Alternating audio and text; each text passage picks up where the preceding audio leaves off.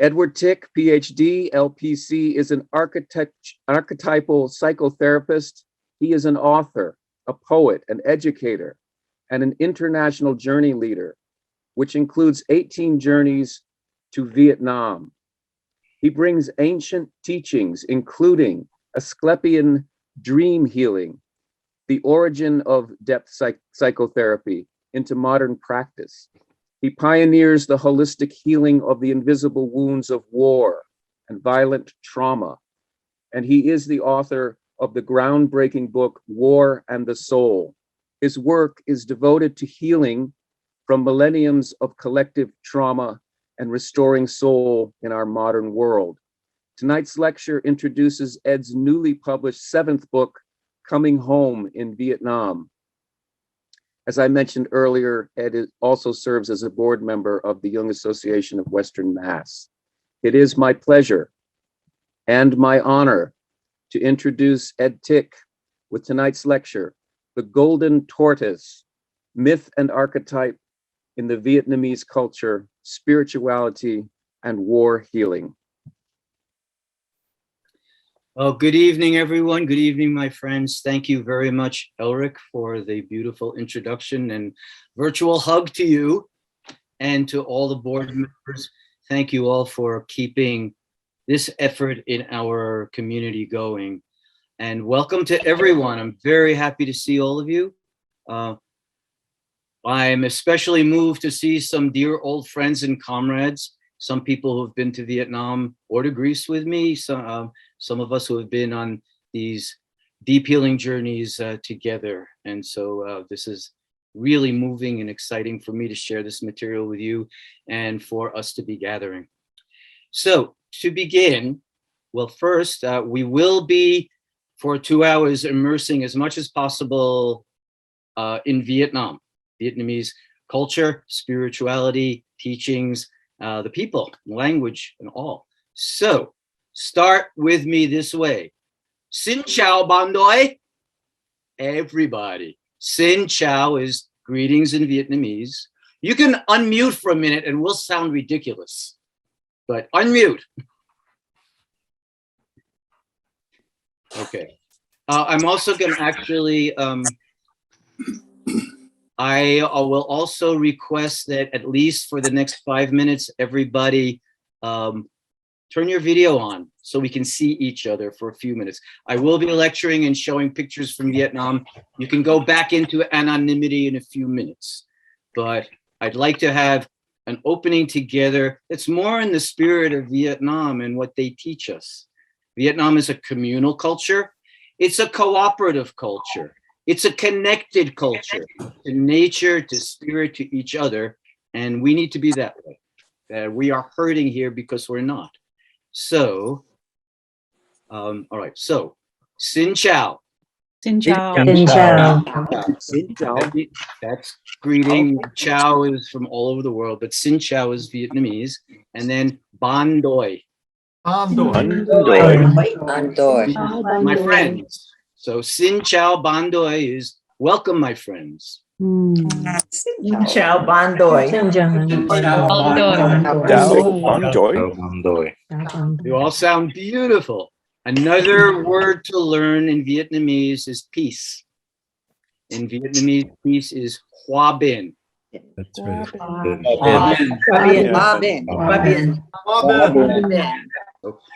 Welcome and peace to all of you. And we're going to practice a little more of the communalism that the Vietnamese teach. We will be plunging together into Vietnamese myth and culture in a few minutes. But first, we're still building community here. So I really want to especially, I do want to let you know that I sometimes choke up and tear up when I'm talking about this material. I will, I guarantee you. It is so deeply moving. So if I get choked up, don't worry about it. I'm okay. I can work with my feelings and stay focused. And if you get choked up, well, bless you. I hope it'll move your heart and soul as well. So I especially want to welcome my veteran brothers and sisters, not only from Vietnam, but from all services. So yes, please, you can mute again for now. We'll unmute again in a while. But if you're a veteran, would you please raise your hand and let us see you, welcome you, and honor you?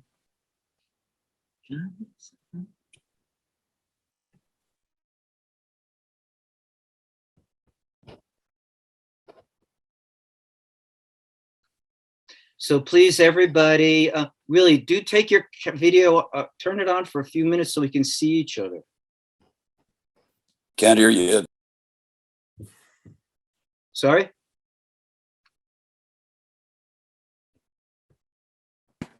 Okay, so take a few minutes and just look around and survey who's here. Let yourself see other people's faces. Let's get connected as much as we can under these conditions. Germs, I'm so happy to see you. Welcome back, little brother. We'll talk. All right, Ed. Thank you. You bet. Me too. Yeah. And Edward, it's great to be with you again. Yes. Yeah, thank you for joining us. Some of us have traveled to Vietnam together. Some of us traveled to Vietnam in a different way earlier on, but we're working together to put our world back together. Okay, so we honor you, Germs, you didn't raise your hand, you're a vet. There we go. All right, so welcome home again. Veterans, brothers and sisters, always welcome home. Keep coming home. Are there veteran, I know there are, veteran family members, you deserve honor and recognition also, so please, if you're a parent or a spouse or a child of veterans, raise your hands. Probably most of us. Probably most of us. See how many hands are up. Okay, thank you. And who here serves our veterans? Raise your hands and let us give you honor for doing the war healing walk as well.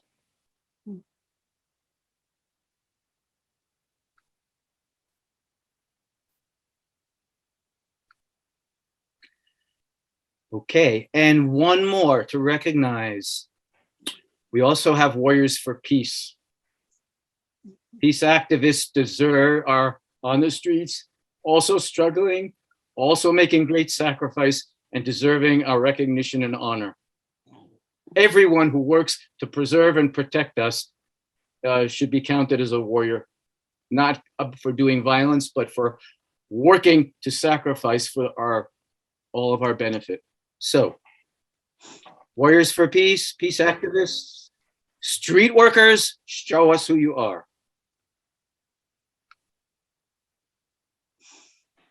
Beautiful, thank you. Thank you, thank you.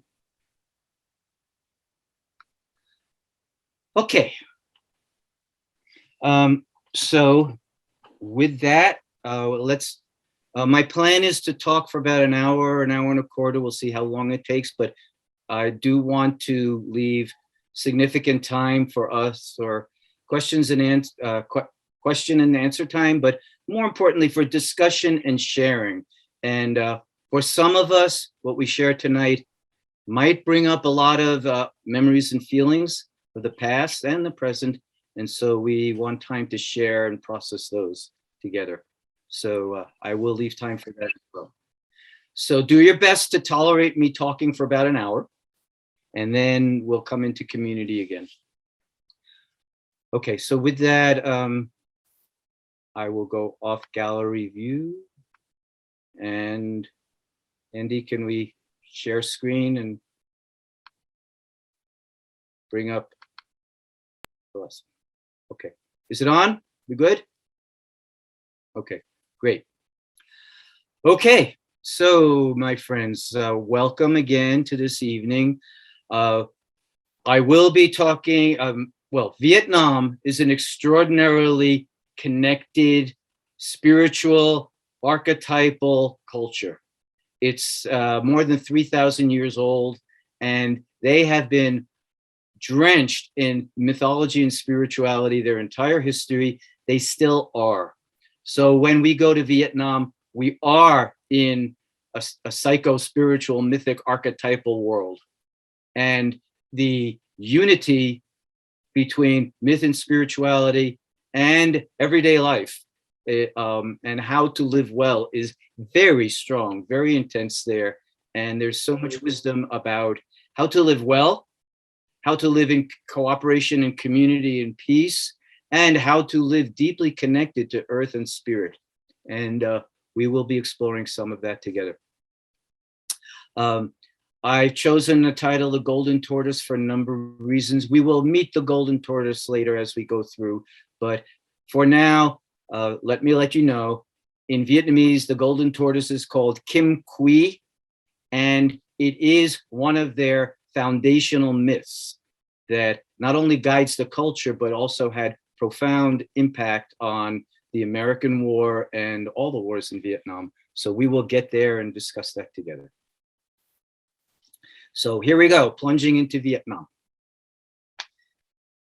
Okay, I'm gonna invite you to talk a little Vietnamese again. The Book of Q is the major Vietnamese epic poem.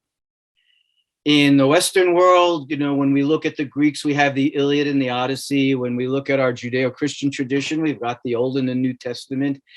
Every culture has its foundational myths. The Book of Q is the Vietnamese foundational epic poem.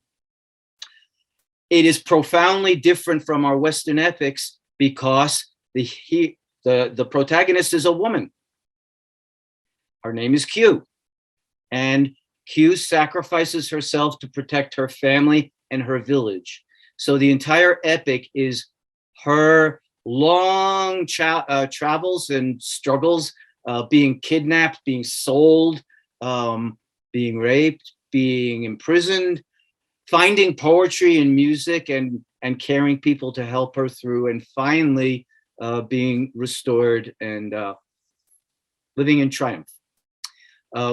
The quote that you see that I'm gonna ask you to try to say, Chu Tam Kia Moi Bong Ba Chu Dai. These are the closing lines of the Vietnamese epic. And they mean, you see the translation there. All of us who are therapists and in the helping professions, this of any kind, this can be one of our mottos. Words of love have 3 times the power as words of skill. Skill and technique is really important, but if they're not fueled by love, then they don't work so well. We need to heal each other through love, and that happens profoundly in Vietnam. So try it. We don't have to make a ridiculous noise together, but say it to yourself. Chu Tam Kia Moi Bong Ba Chu Dai. Chu Tam Kia Moi Bong Ba Chu Dai. I'm going to hurt your ears because I've turned this into a chant and I use it in my own work. So I do chant this to remind and inspire myself. Chu Tam Kia Moi Bong Ba Chu Dai. Chu Tam Kia Moi Bong Ba Chu Dai. So I hope and pray that what we share tonight will be words of love that penetrate all of our hearts and souls and bring us wisdom and peace and healing. Okay. I am very happy to introduce you to our friend and brother in Vietnam, Tam Tien. He apologizes that he couldn't be here in person tonight. He's still in the Mekong Delta, but we have a musical opening from Tam Tien. You do see that he's a Viet Cong veteran.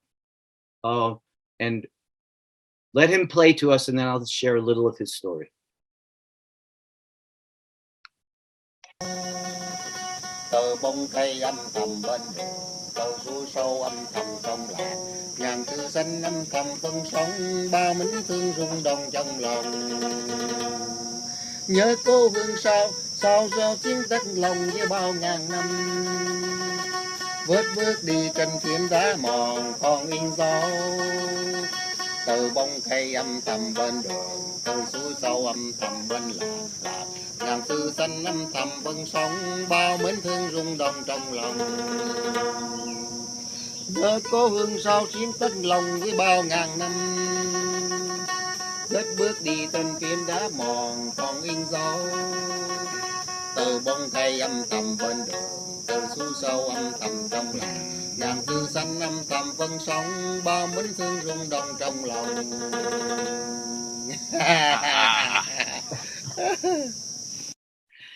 Well, that's our brother Tom Tien, and you heard his laugh at the end.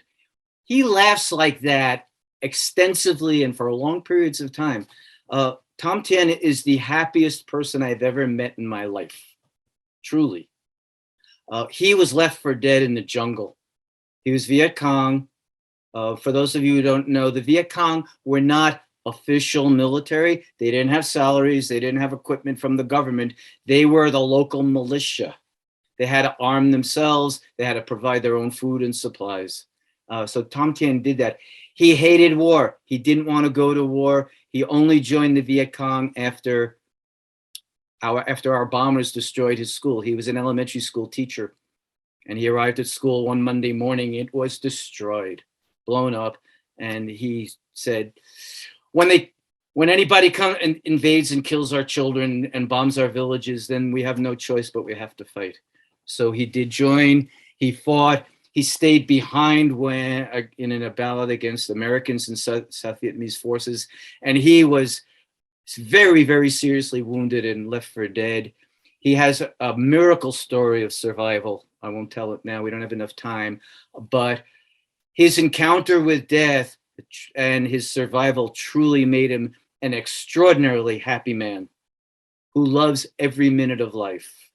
So I hope you can see that a little bit in the way he sang to us.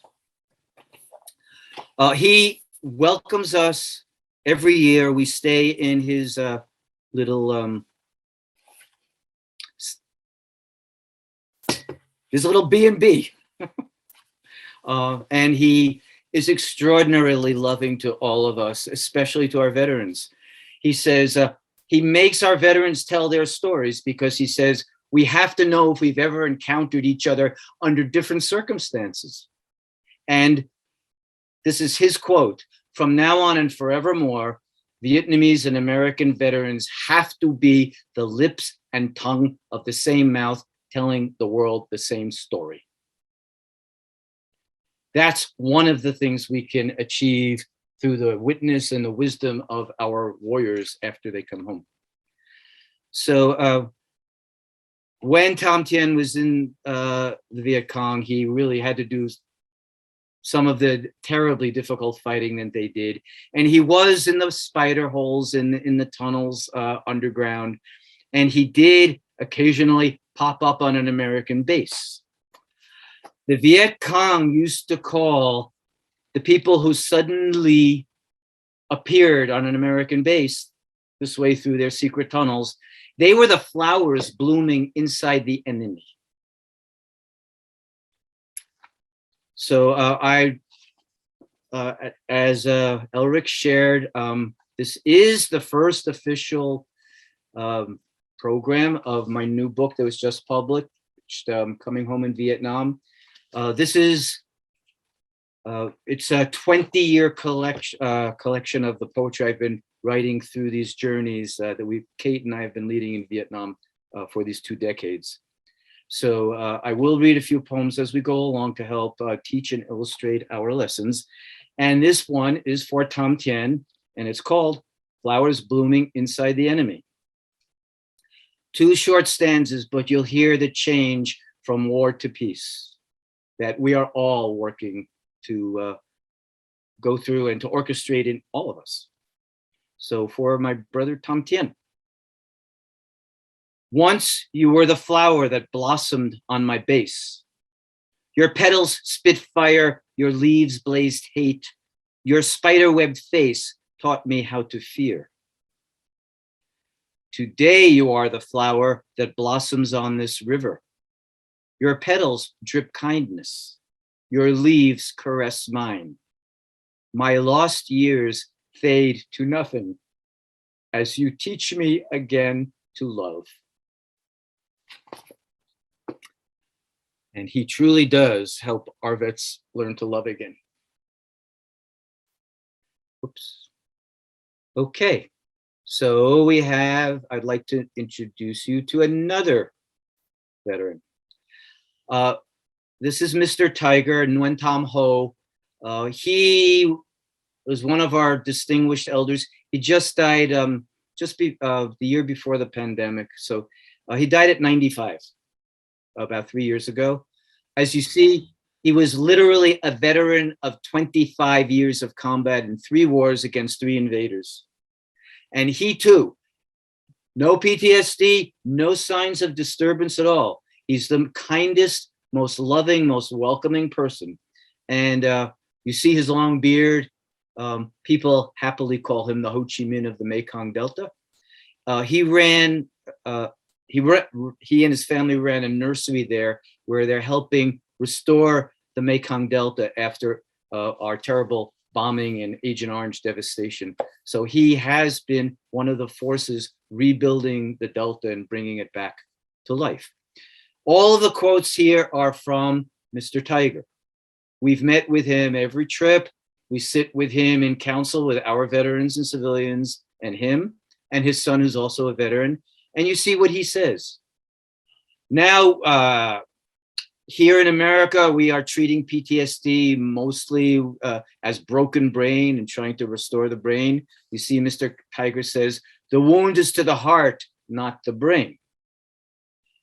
He affirms there's no PTSD among the veterans in Vietnam, such as we have in America.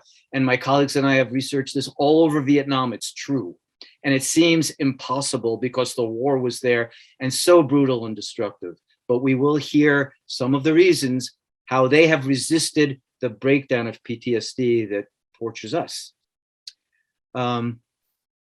He counsels our veterans to not feel survivor's guilt. Our vets have said to him, "Your war for 25 years, you've lost so many people. You must feel really guilty for being alive." And he says, "No, my brothers, it's my karma to live. It was their karma to fall. I feel sorrow, but I'm not guilty. And in fact, maybe it's harder for us to go on living with our feelings and memories than for our fallen loved ones on the other side." And then he also teaches, don't blame yourself and don't feel guilty. We don't decide who lives and who dies. The bullet is the messenger of karma. Learn to see from the point of view of the bullet. So already, I hope you see that the Vietnamese have profoundly different ways of thinking about war, of peace, of our life experiences, profoundly different attitudes toward them. And we all of us who work in psychology and in the trauma field especially know that the attitude of the survivor is critical in determining whether or not they will have traumatic breakdown. The Vietnamese attitudes, from their spirituality, from their history, from their mythology, from their communities, are so profoundly different than what we experience in the West that they don't experience these horrors in the same way. And they have protective and preventive factors built into their culture that mitigate against traumatic breakdown. And we're going to learn and share some of those right now. So first, you probably all know that Vietnamese is mostly Buddhist. About 90% of the country is Buddhist. And Buddhism, it's not an official state religion like it is next door in Thailand. It's really the people's way of life.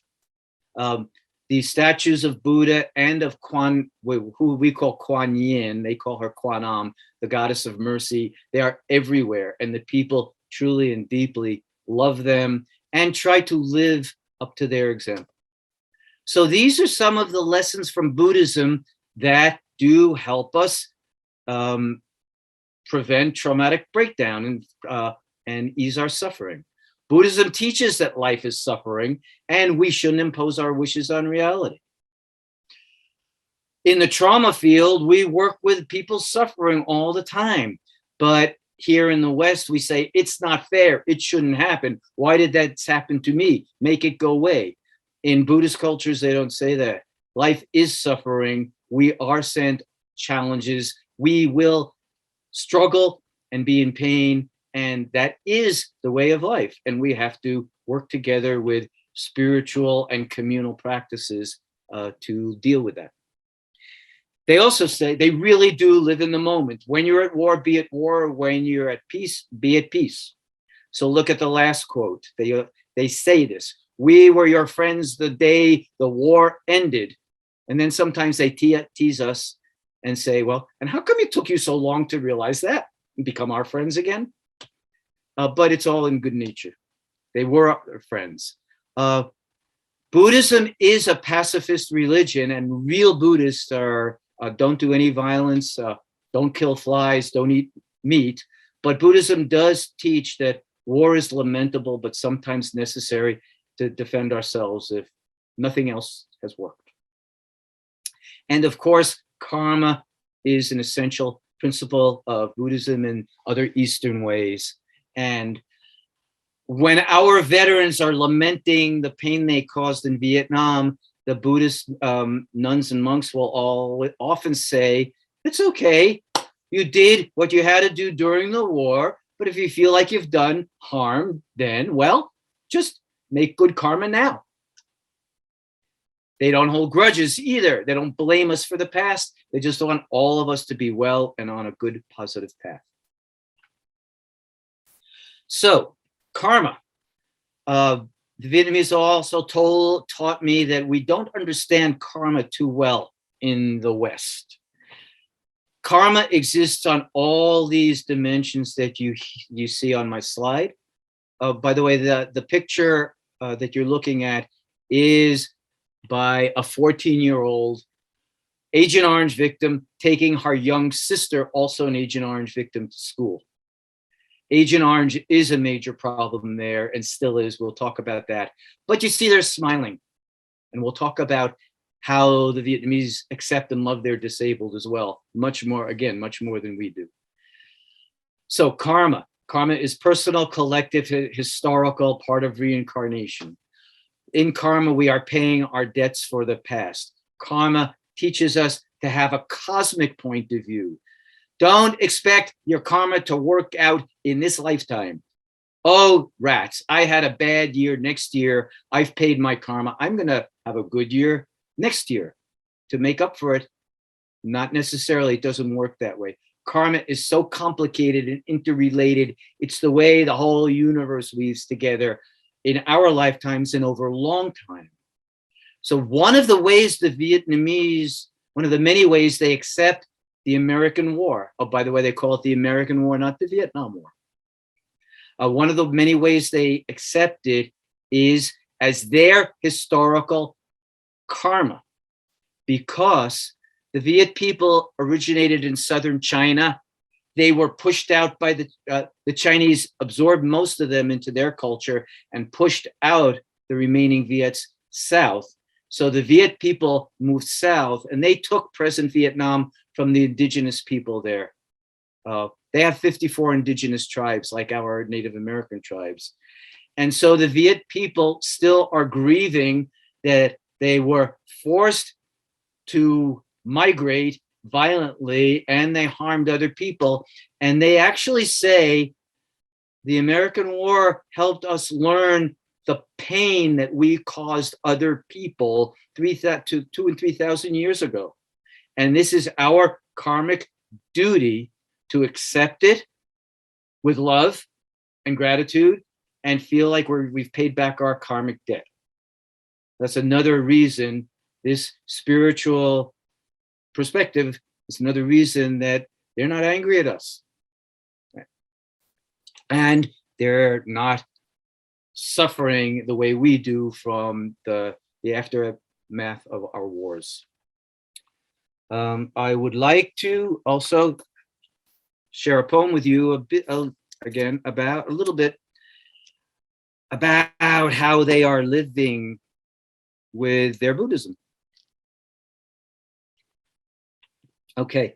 So this poem is called In the Garden, and it's from a pagoda in Saigon called the Forest of Enlightenment. And well, you'll understand.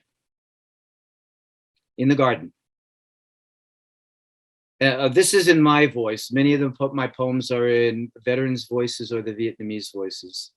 This was my experience in that garden.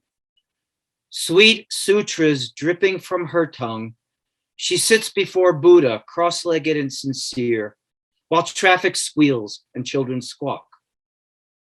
I light my joss stick and take my place beside her supine form.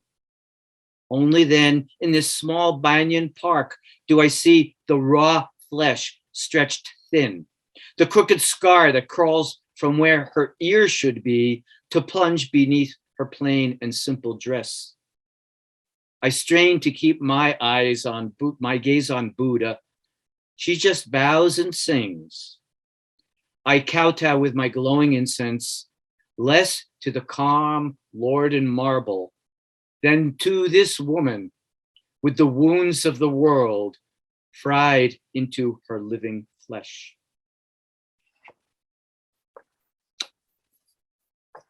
For the Vietnamese, suffering is the way it is, and our duties and responsibilities are to accept it, to live well with it, to continue our collective and our spiritual work and our connections, and to not hate or blame, but in the true Buddhist way, to always think and work for love and nonviolence.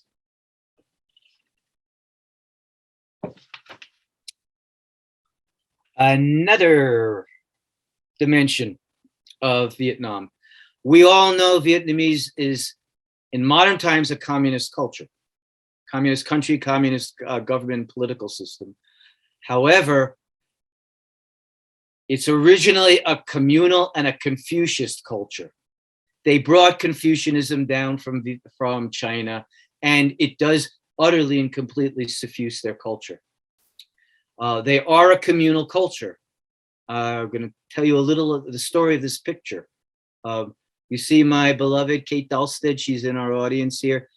Kate has led, well, I've been to Vietnam 19 times now, and Kate has been there, I don't know, 10 or 12 times. And so bless you and thank you, Kate, for your devotion toward healing, for doing this work with us. And next to us, next to me is our brother friend, Tran Dinh Song. He has been our guide in Vietnam for 20 years. He is an ARVN, Southern Air Force veteran. And now he is doing this healing work with us, helping put all the sides back together. The three of us went to this village. It's the first time white Westerners have ever visited this village in the north. The people told us the only times we ever met anything from the West before was when your Air Force bombed our village during the war. Thank you, thank you, thank you for coming to hear our stories and to meet us and to share with us. You see the woman in the center that Kate has her hands on, right in the middle. We thought we were coming to interview her, only her. She was what the Vietnamese call a pioneer woman. For those of you who don't know or weren't there, the pioneers, men and women, were civilians doing the very difficult work, walking the Ho Chi Minh Trail, carrying rice and supplies and ammunition from the north to the south. It could take them 4 to 6 months to walk from Hanoi with a knapsack of rice or bullets to get to the south to deliver it to their fighters, and then 6 months to walk back.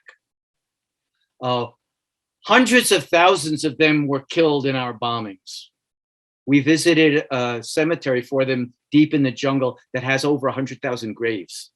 These were all civilians, twice the number of our dead, names of our dead on the wall, and they were all civilians just trying to feed their people. Well, Kate and I went to this village to interview one pioneer woman, and within a few minutes, this whole crowd appeared, and smiling and happy and glad we were there. And they said, you can't have her story only. It's my story, and it's my story, and it's my story. It's all of our stories. Here in Vietnam, we don't have individual stories. We're all part of the collective and we share our stories. So we all want to share our stories with you.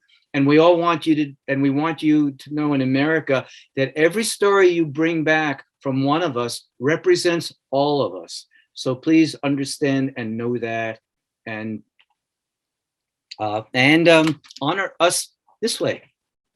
The pioneer women have suffered a lot. Many of them were working during the war for years, for even decades. Many of them were bombed, have Agent Orange diseases, or deep in the jungle, suffered from malnutrition. And tragically, many of them came back as old ladies, unmarriageable. So some of these people are single. Many of them are widows. Family is so important in Vietnam that if you don't have it, it really hurts. It's a major kind of a handicap. The village will take care of you, but not to have your own family and children is a great difficulty. So the pioneer women need and men need and deserve honor and recognition as war survivors also. And we meet and work with them as well as the warriors. Now, the step from Confucianism and communalism to communism was actually rather easy and natural for the Vietnamese, because ideally communism is a communal organization of society where everybody shares and everybody's more or less equal and goods are distributed to everyone. Well, Confucianism teaches that, and communalism does that. The Vietnamese did not want to become communist. For those who don't know the history, they only joined with the communists when the United States and the West turned its back on Vietnam. At the end of World War II, Vietnam was actually our ally during World War II, helping us fight the Japanese. At the end of World War II, they thought they would be given their freedom. They wrote a Declaration of Independence that uses the first paragraph of our declaration as theirs as well. And I lost my place, I'm sorry. Oh yeah, okay, yes, and France wanted its colony back. So the United States sided with France to help them take Vietnam back, rather than siding with Vietnam, our ally in a new world of freedom. And by the way, we paid 90% of the bill of the French War. And some of our oldest Vietnam veterans are World War II veterans who were sent to Vietnam, or in the Navy, taking the French troops to Vietnam rather than coming home. So strange, strange histories we have. But communism was not their original choice, but they felt it was forced on them because of the abandonment by the West. And there's much more to know about Confucianism, communalism, communism. They really do this. They really practice having good relationships with everyone having a place and a purpose and honorable status in their culture. So the pictures you see here are Agent Orange victims. But they're not hidden. They're not in shelters. They're not in group homes. They're in the communities, and they're loved and supported. And you see on the right, the woman who's doing traditional weaving. All over Vietnam, Agent Orange disabled people are being taught their traditional handicrafts so that they are contributing to the culture and also helping earn a livelihood. On the left, the two small gentlemen you see in the wheelchairs, they look like children. They're actually in their late 20s.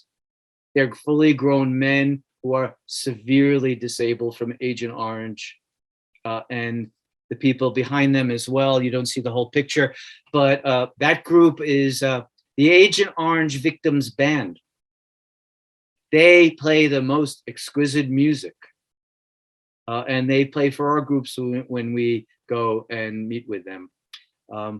They all have terrible disabilities and you think they would not be able to play. Their pianist has no eyes. He was born without eyes. But he plays like magic. And the gentleman in the right, your wheelchair, is their lead singer. I want to read you a poem I wrote for him. Okay, his name is Chung. And he is the singer of the Agent Orange Victims Band. As I said, he has the most unbelievably exquisite voice. His language is very poor. He can barely talk, and his cognitive abilities are somewhat affected. But he has an extraordinary gift that he shares with the Vietnamese people and everybody who meets him. So this poem is simply, it's to him, and it's called Chung. And I just have to explain the first line. I have a back disability, and so I was walking on a cane this year when I wrote this poem when I was with Chung. This year, I walk on 3 legs. Your legs are stumps, and you cannot stand. My ears never stop ringing. You cannot hear. My old eyes are cloudy and squinting. Your face is smooth and empty where eyes should be. I cannot speak your language. You have none. Yet your voice, your song, the wind that blows through you, resounds from your tiny twisted body, a great bronze prayer bell, pealing dawn into our darkened world.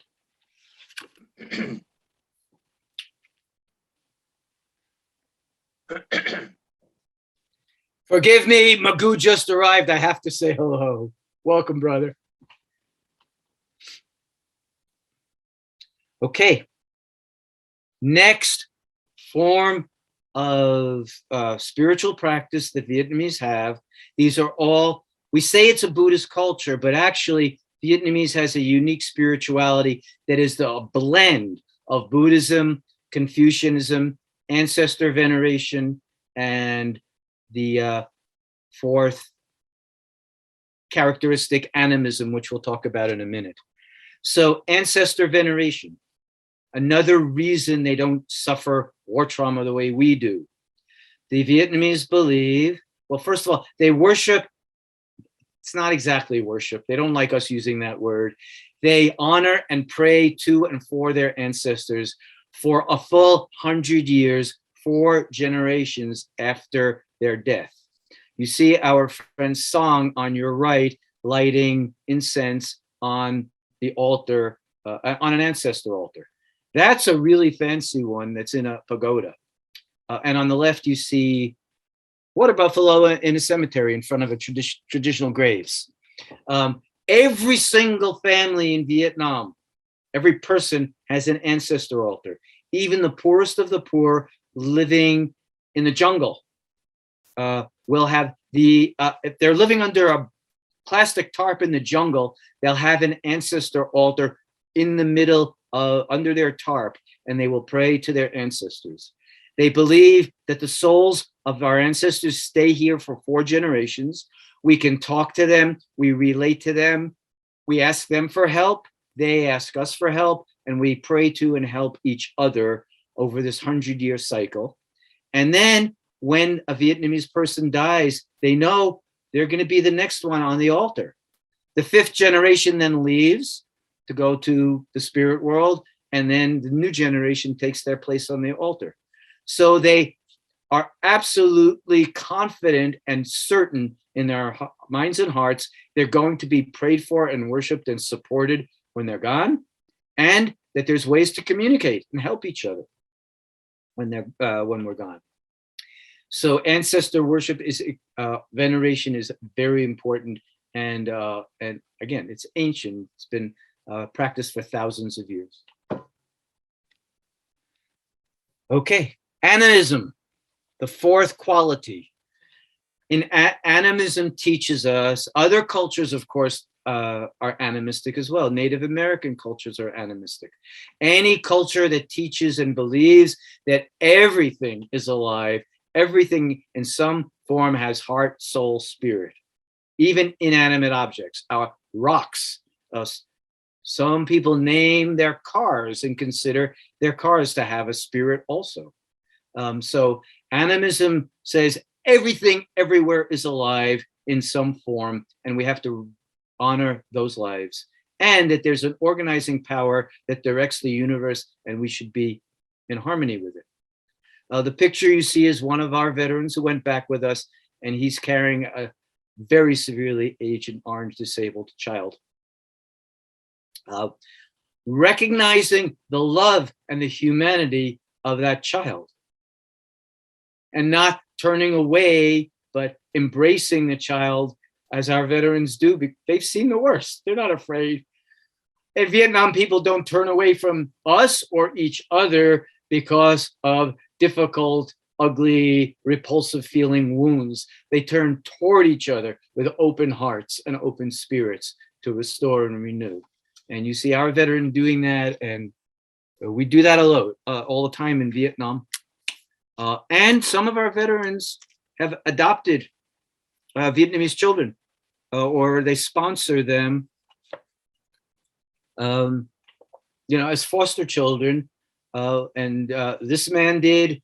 Some other people we've taken over have adopted severely disabled Agent Orange victims as their foster children, and are sent support such that the families that could not possibly provide them with the extra care they needed now can, and the children are doing better. Now I want to read you another poem that expresses their animism. This poem is called Bamboo Speaks. And this poem is the voice of the bamboo growing in a small family pond.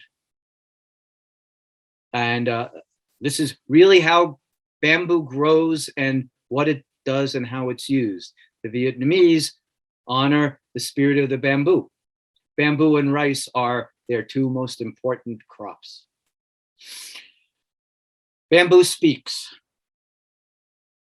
Remember, this is the bamboo talking about its growth.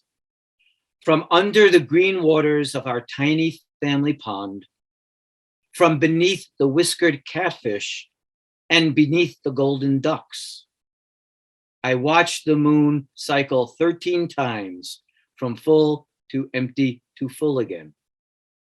In this place, I grow hard and strong. Soon I will emerge. My family will eat with chopsticks made from me.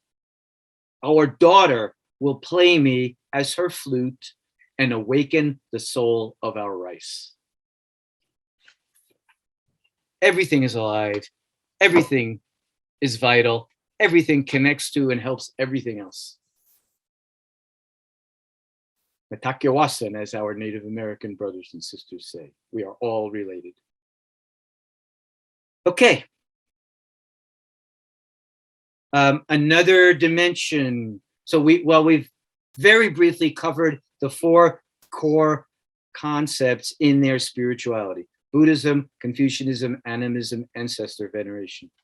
There are other aspects of Vietnamese history, culture, spirituality that help them survive and thrive in spite of the terrible wars. And here you are. They do have an ancient warrior tradition.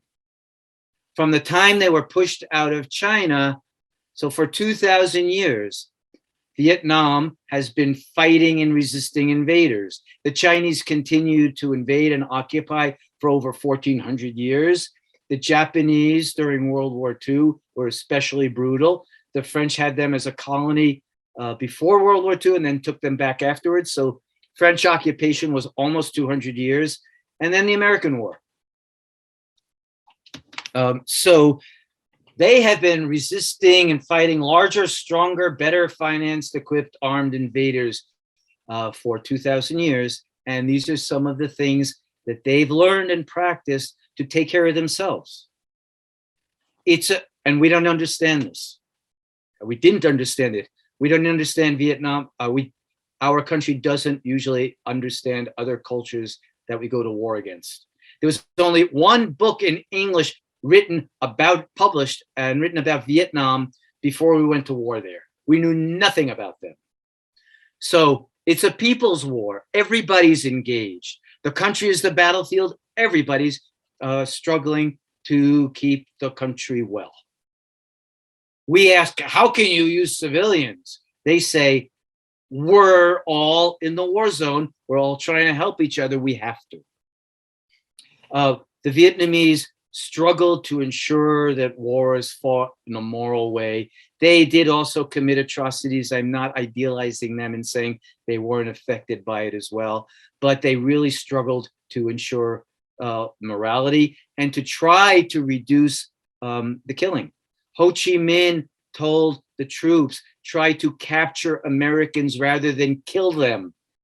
They are also victims of this war. They have families at home. They want them home, and most of them don't want to be here. So try to capture them and not kill them if you can. Also make the foe fight on their terms. It was a guerrilla war, and they knew how to fight a guerrilla war. So they didn't want big out and out World War II style battles the way the West knew how to fight. And so they forced us into guerrilla warfare that we didn't know how to deal with. Also, don't count victories and losses as the foe.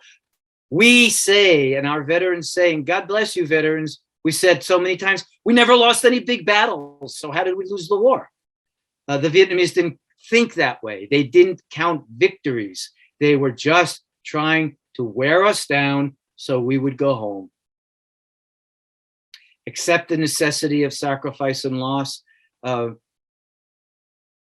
We killed 3 million Vietnamese during the American War. 3 million, 1 million military people and 2 million civilians.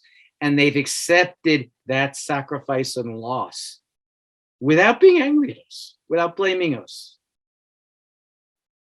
So finally, moral and spiritual values are the people's unity and motivation, and that is the most powerful weapon.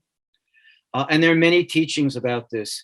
The Bible itself says, if you look at Deuteronomy chapter 20, that's like an early Geneva Convention of the ancient world.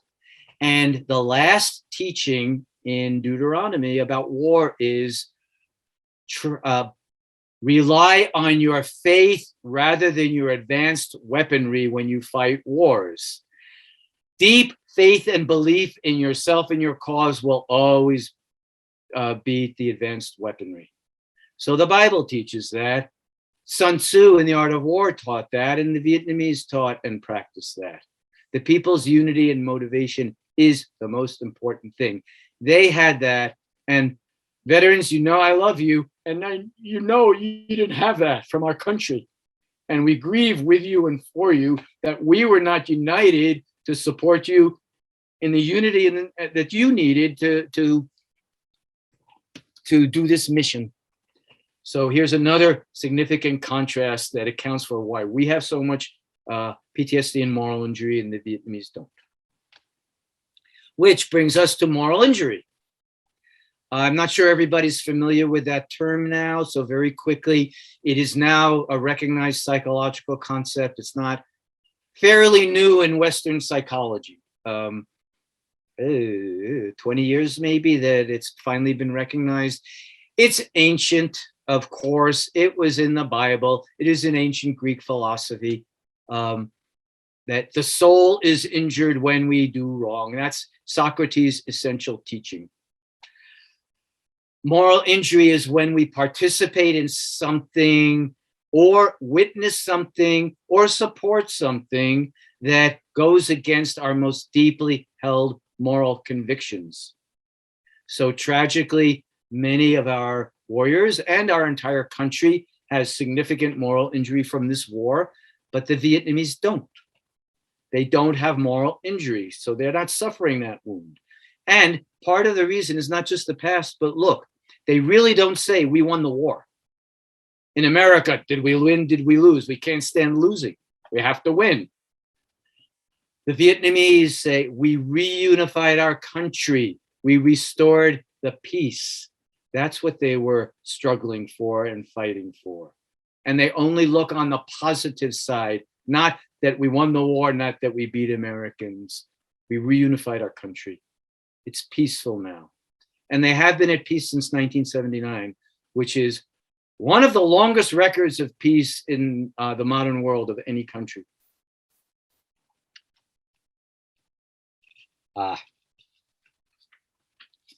So we arrive at QUY and LE LOI. I'm going to take a few minutes for this. We had Q as the Vietnamese foundational epic poem. There is now an epic poem on QUY. I'll tell you about that in a minute, but not in Vietnamese yet. But this is another foundational myth. The picture on your left is not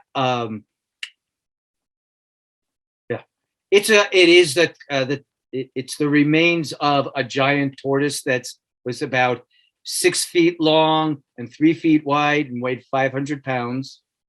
It lives in the central lake in Hanoi. There's only a few left in the world. They're going extinct.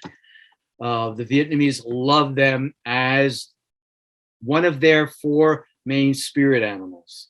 So QUY is the name in Vietnamese. That means golden tortoise. Their 4 spirit animals are the tortoise, the unicorn, the dragon, and the phoenix. So you hear 3 of them. The tortoise is the only one that's an actual physical animal as well as a mythic animal. Unicorn, dragon, and phoenix are obviously mythic archetypes. The phoenix, of course, is so important. The bird that burns to death and then comes back to life out of its ashes, and the Vietnamese have done that again and again and again. The dragon is their ancestral father. The Vietnamese are the only people on earth who call themselves the children of the dragon. Dragon father and mountain fairy mother are their ancestral mythic parents. And there's a long, beautiful myths about how these happened. We'll share a little bit of one of them. The unicorn is the only feminine animal in that circle of 4, and we'll hear more about the tortoise in a few minutes. I want to say something about the term mythic history. In Greek, there's a single word for this, mythistorema, which we would translate as mythic history. It's actually the term used for a novel, the work of literature. But the concept of mythic history is really important. All people do it. We're not so conscious of it, but of course, America makes myths. And of course, George Washington's story, of one of many, is a mixture of the mythology connected with him, with his actual life history. He really didn't chop down the cherry tree, but that's a part of his myth that expresses one of his core qualities. Mythic history is everywhere in Vietnam. Myth and history evolve together, and the Vietnamese people do not separate them. So the turtle has been part of Vietnamese history and connected to war and peace struggles and efforts for hundreds and hundreds of years. So we have QUY here. The picture on your right is the outside of the pagoda in which the turtle is kept. This is a central pagoda on the lake in Hanoi called the Lake of the Sword Restoration. And QUY, the golden tortoise, these tortoises live in that lake. QUY, the golden tortoise, is there, and this is the foundational myth. Now, LE LOI was a peasant who eventually led a successful 20-year rebellion against the Chinese occupation during the Ming Dynasty in the 1400s. And we do know his life story, and it is utterly suffused with myth. So in my book, well, as I shared, there are so many stories. QUY and LE LOI's stories are told and retold in folk tales, in music, in the rural areas, people tell the stories. And we have been traveling all over and collecting the stories. When I find, after many years, more than a decade in Vietnam, learning all the pieces of the story, I finally decided, forgive my hubris, but this needs an epic poem also. This is an extraordinary mythic history, and I want Americans, the Western world, to know it as well. And so the longest poem in my book is an epic poem called QUY, The Legend of King LE LOI. And it tells the whole story from his impoverished adulthood as a poor, struggling fisherman, through how he was given a magic sword by the spiritual powers, how he used it to free his country, and then how the golden tortoise came and took the sword back, because weapons should not stay in human hands any longer than they are absolutely necessary. So after LE LOI freed Vietnam and his rebellion was successful, and he reestablished the capital in the modern Hanoi, he was floating on the lake at night when the golden tortoise appeared and took the sword back. And to get the whole myth, you got to read the story. But I do want to read a small selection.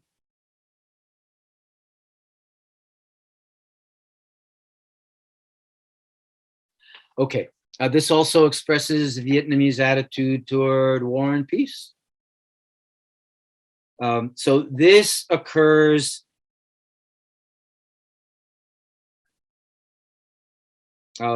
after LE LOI accepted the people's election to lead the rebellion. And then, well, they went to war. Following him and following the spiritual, their morality and the spiritual gifts of the fairy and the tortoise and the dragon that they were given.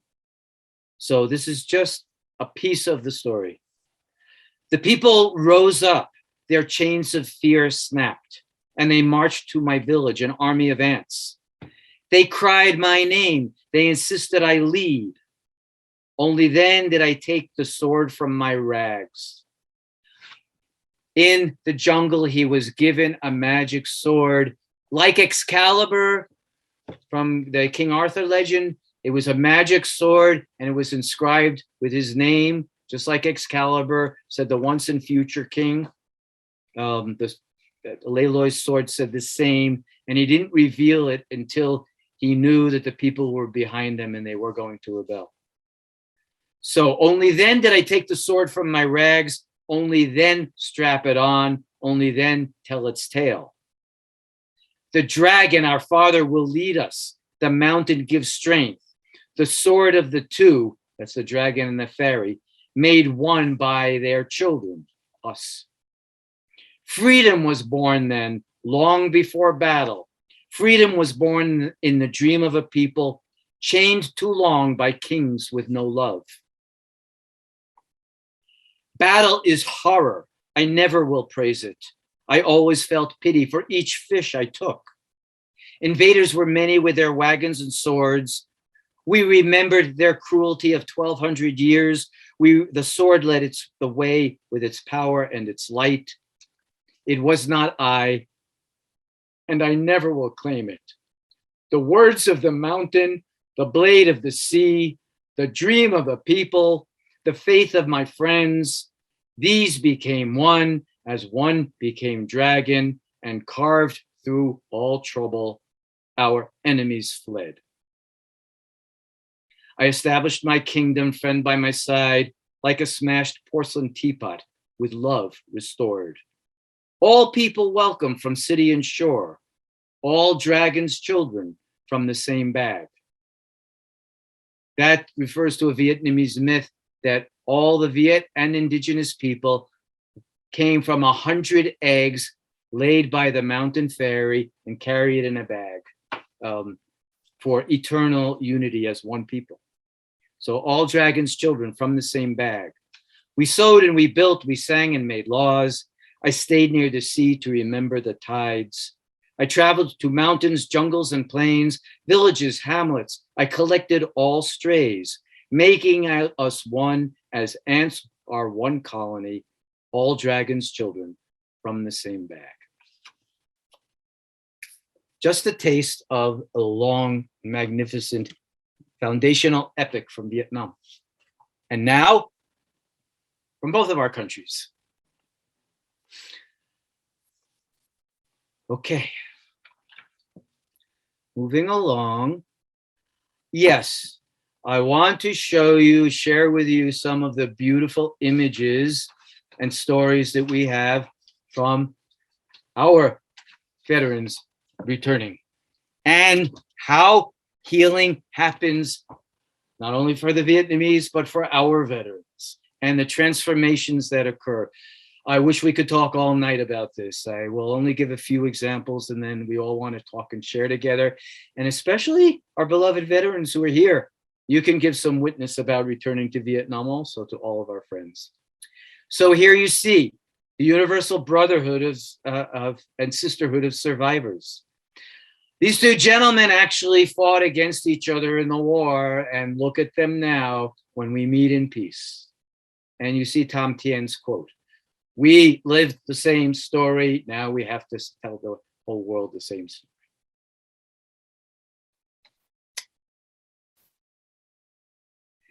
Corrective experiences.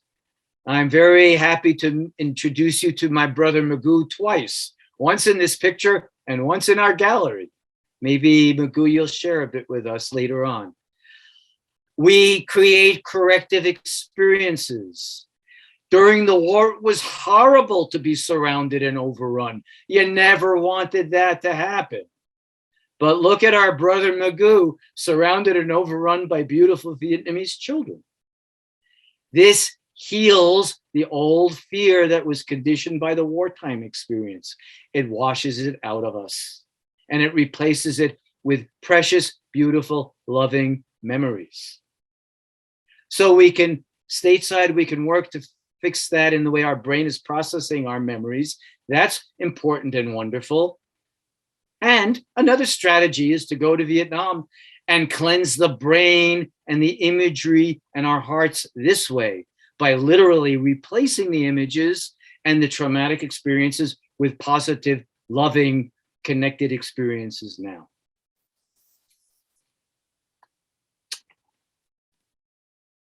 And this is not only for Vietnam veterans. You see John here, an Afghanistan veteran, in Vietnam with us, providing life-saving charity for an impoverished family with an elder woman who was going to die if she didn't have the money for this emergency surgery. And bless you, John, in his father's honor, who was a Vietnam veteran, and for himself also, he brought over lots of money to gift to several Vietnamese families to save the lives of their afflicted elders. We practice atonement in Vietnam. We all, with moral injury, all of us who are healers and spiritually or religiously oriented, know the importance of forgiveness. And we do work to forgive ourselves and each other. There's a very important book by Phil Cousineau called Beyond Forgiveness. And in this book, many writers, Kate and I both contributed chapters as well. Some of our most famous religious and spiritual leaders have chapters talking about how good forgiveness is, but it's necessary but not sufficient, as we say in the social sciences. Necessary but not sufficient. We have to forgive. We also have to atone. We have to practice restitution. We have to put the world back together that we helped take apart. So we do this in Vietnam. We have, you saw Magoo back here.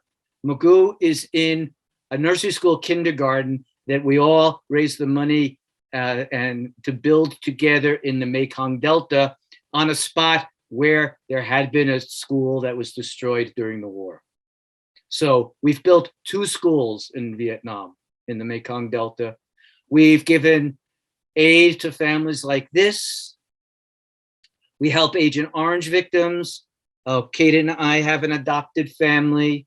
Our brother Magoo has an adopted family in Vietnam where we continue to provide support. We're atoning. We're putting the world back together with the Vietnamese in places we helped take it apart. And that too heals moral injury. We can heal and restore where we harmed. And we can wash that wound out of us.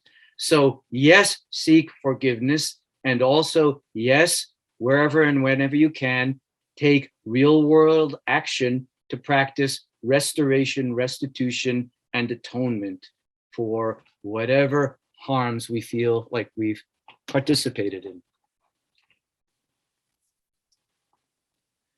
And so another beautiful picture, that is our goddaughter Nhok.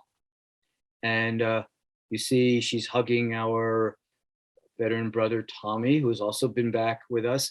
And we also honor Tommy. I don't know if he's here, I can't see everybody, but I'm gonna brag on Tommy because he stopped 3 atrocities during the war. He stopped them. He saved Vietnamese lives. He saved innocents from being wrongly killed. And he deserves utmost honor for that. He never got it during the war. He never even told those stories because our military could and should provide also recognition for moral courage, for doing the right thing under hard conditions. It does that for battlefield courage. We should also do it for moral courage. And Tommy deserves that kind of honor. Anyway, so here he is.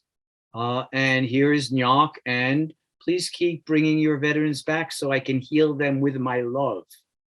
She and the young Vietnamese do. We can tell you stories about that too. When Nhok, I met Nhok when she was a college student in Hanoi in 2005. She immediately wanted to meet our veterans. She immediately wanted to learn their stories. We don't know the Vietnamese war stories. Scouts Honor, they've watched all of our Vietnam War movies. And their young people have practiced their English by listening to 60s music on the internet. Nhok sings Where Have All the Flowers Gone to our veterans.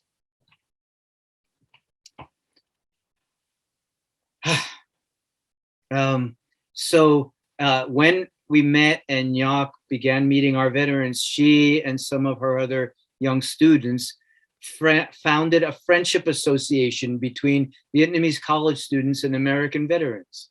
That's how deeply they want to know us, help us, learn our stories also, and help us, our 2 people, become one. So for all these reasons and many, many more, there's no traumatic breakdown in Vietnam the way we have it here. There, of course, PTSD exists from car accidents, from sexual abuse, from environmental crises, but they don't have chronic wartime PTSD. They had short-term cases for days, weeks, a few months when the war was over. But with all of these practices we've seen and many others, they gave their people what they needed to heal and come home. And these things can be models for what we need to do for helping and healing our veterans. Many of us participate in veteran talking circles. It isn't so easy to get that going here, but some of our houses of worship or civic centers, libraries will host talking circles where veterans gather and tell stories. And we try very hard to get civilians to come in, and some do. Thank you all civilians for wanting to share these stories. Vietnam has been holding talking circles for 2,000 years. The people naturally, spontaneously gather in their pagodas and they tell each other their stories.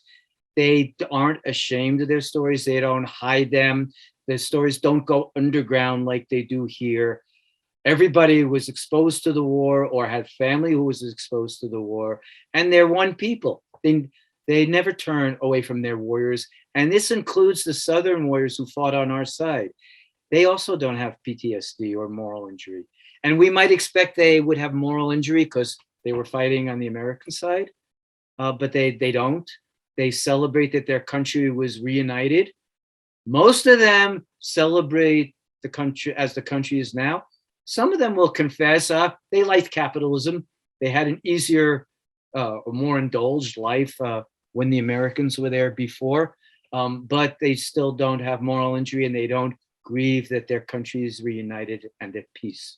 So they don't have the characteristic war wounds that torture us. And we can learn from these ways and many others that they model for. We can learn what our warriors truly need when they come home, not just from Vietnam, but from any war, from any zone of conflict, and work together to build these things into our communities and into our culture so that we can give our veterans the true homecoming they needed. Because if they don't get that, homecoming is as severe and even more severe a source of traumatic breakdown than the combat experience itself. Your own people are supposed to be on your side and support you and protect you and do everything necessary to bring you home. So we can also learn and model that from the Vietnamese. Okay, so we're going to talk in a few minutes. You heard a few of the poems from my new book. We're happy to announce Kate and I have a new website. You see the name of our website up there. A lot of the material from Vietnam is on our website. And you can go to my website and follow the links to buy the new book there if you want. Also, the picture on your right, as we said, we're always doing charity and atonement projects in Vietnam. We are presently conducting the Mother Pig Project. There's a village in the Central Highlands outside of Da Nang that is the ancestral village of our brother friend Tran Dinh Song, our guide, whom we met briefly. That village has really been decimated. It was nearly destroyed during the war. Climate change has hurt it really badly. The swine flu and SARS also hurt it badly. And now we've got the pandemic. So this village has been starving.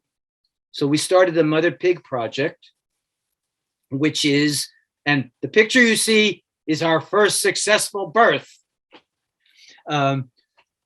We raise funds to buy the families of this village a pregnant sow.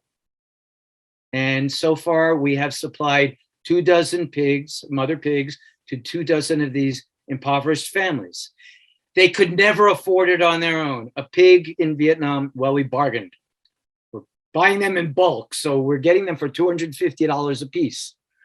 A Vietnamese peasant family might make that much to support their entire family in the entire year. Often less. A Vietnamese family, an impoverished family might make $200 American a year. They could never save enough money to buy themselves the pig. But with one pig, it has babies. They have a home husbandry business. They can raise the pigs for food. They raise the pigs to sell. And they raise the pigs to be more mothers and can continue to heal. So we've really, in collaboration with them, we've turned the entire well-being and economy of this village around. And it's Christmas and it's giving time. And so we are giving more pigs for Christmas. So if any of you would like to help us do this, anything, there's wonderful projects like, giving heifers for Christmas to countries in need. If anybody would like to help us give mother pigs for Christmas to Vietnam. You can also go onto our website and just follow the links to the Mother Pig Project. Everything helps. $5 helps, or a whole pig helps. We're, as I said, we've supplied 2 dozen and we're working on our 3rd dozen now. We will send that money to Vietnam in time for Christmas. So they gift us all this love and forgiveness and healing, and we're gifting them back on our holiday in thanksgiving and gratitude and eternal brother sisterhood with them. So if you're so moved, please help. And my book, if you have veterans in your circle, doesn't have to be just for veterans. It's good poetry, folks, but especially for families and people who have a special relationship to Vietnam. The book is a major healing tool. So I invite you to indulge. Okay, I'm gonna stop this now. We'll come back for one final prayer later, but I'm stopping sharing, and I'd like us to go to gallery view. And for all of you who are comfortable to show your beautiful faces, that would be great. But it's time for sharing.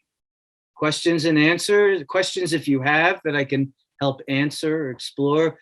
Certainly sharing from any of you, veterans and non-veterans, people from that era or not.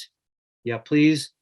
You see Andy's asking, raise your hand and we'll call on you to do your offering. And we have about a half hour for this, this sharing time.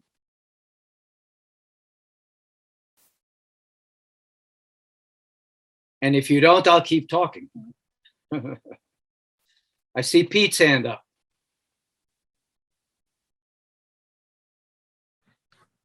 Yeah, it's good to have another voice every now and then. Sophie, who's sitting next to me, my wife and I went back to Vietnam several years ago on our own, and just basically backpacked around Vietnam, and we spent a month there. I served in the Army there in 1968, and I saw and experienced some things that I could still see in my mind's eye. And I've always felt very close to the Vietnamese people since I left.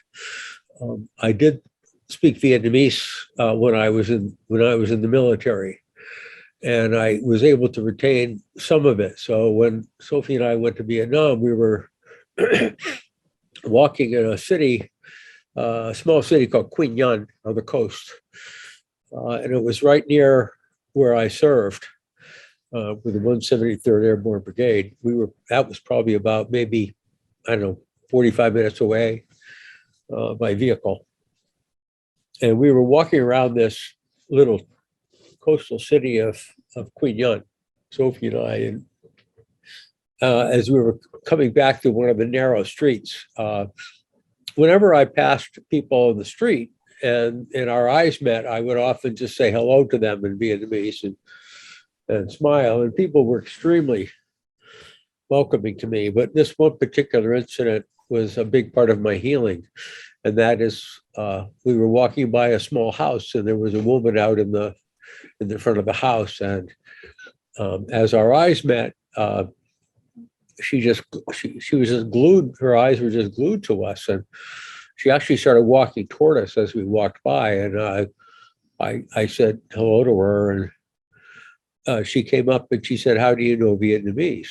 And she was about our age, early 70s.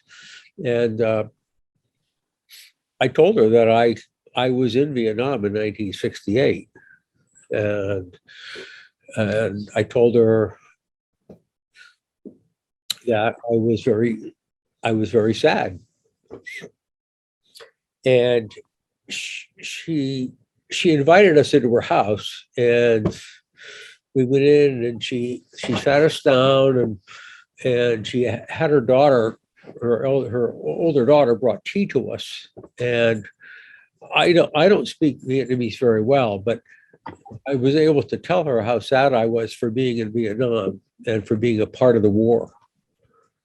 And she just basically, like Ed said, told me, you're forgiven. I don't have any ill feelings toward you or any other Americans. And she was so beautiful in how she did it that I cried. And I don't know whatever happened. I think we just finally left, but I'll never remember that personal experience of her forgiving me. And I found that wherever we went in Vietnam, people were just delighted to see us, that we were Americans, and were always smiling. And of course, they were a little shocked when I was able to say some Vietnamese. That sort of blew them away. So that helped a lot. Anyway, that was my experience there, one of them. Thank you, Pete. I want to make a few comments on that. The word for American in Vietnamese is me. Me. I am an American. Me. The word literally means beautiful people. Literally.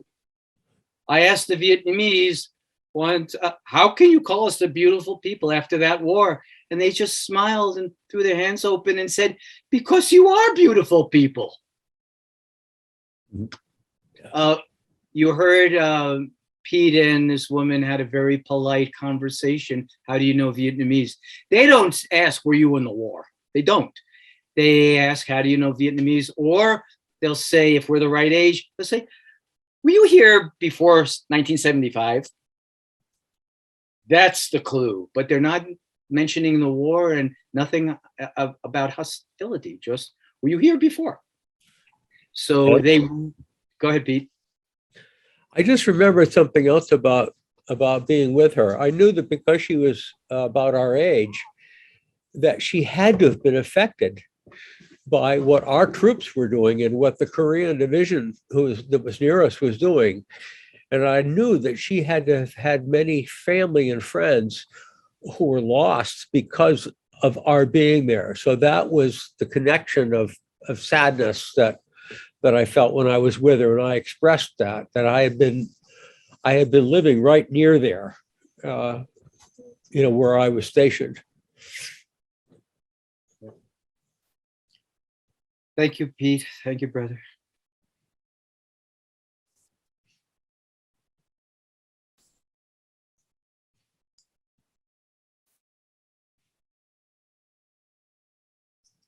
More sharing, questions? Michael. Oh, you're on mute, buddy. There we go. There you go. Can you hear me now, Ed? Yes. Hello? Yes, you're good. I was in Vietnam, 1969 and 70. I also worked with Tiger Division, White Horse, Rock Division, Blue Star, stuff like that. It was strange for me there because I knew the history of World War II. I had grandparents in the Pacific, and they told me about how the Vietnamese would help save pilots and return them back to repatriate them. I was very unpopular with my fellow troops because I would go into villages and sit with them and listen to their music. Didn't understand a word, but loved their voices. I learned to eat their food, and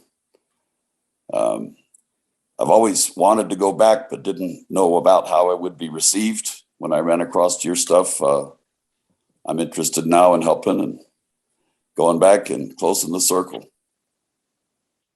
Good. Well, you can hear how enthusiastic we are about this. So as soon as the travel is possible again, go. Go. Well, and count me in, and I'll be in touch to help with some other projects. Great. Well, then we'll connect after this during the week and build on that. Thank you. Bless you. Thank you, Ed. Service. Also, Michael, thank you. Yes, sir.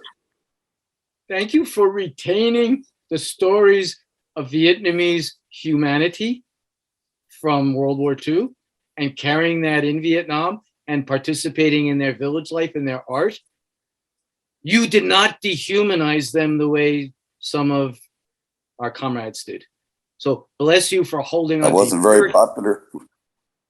I wasn't very popular with my comrades, but they didn't know the history or want to hear it.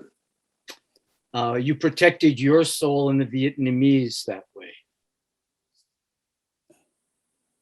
And you Thank you, Ed. Yeah, bless you. Thank you.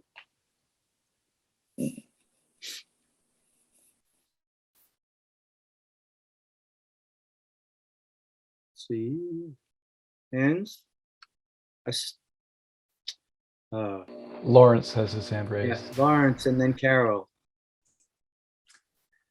Thanks, Ed, for the presentation. That was great, as usual. I met Ed about 5 years ago at the Pacifica Graduate Institute.